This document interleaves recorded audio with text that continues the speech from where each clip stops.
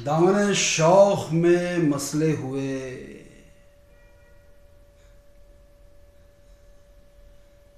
फूलों की तरह। जिंदगी है किसी मुफलिस के उसूलों की तरह। वही फिरौन, वही तंज के मक्तल, वही दार।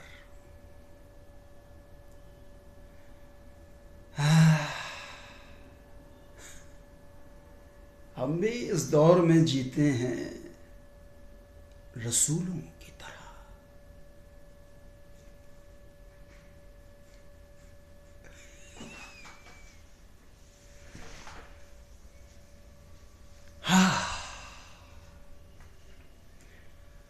शायद तुम जानना चाहते हो कि मैं कौन हूं। हाय, देखो, मैं सारी जिंदगी अपने आप से यही सवाल करता रहा कि मैं कौन हूं। कौन हूं मैं? और जवाब ना पा सका।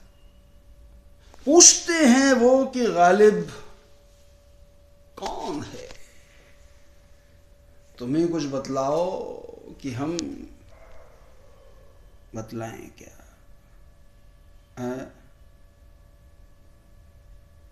भाई बताओ, बताओ ना।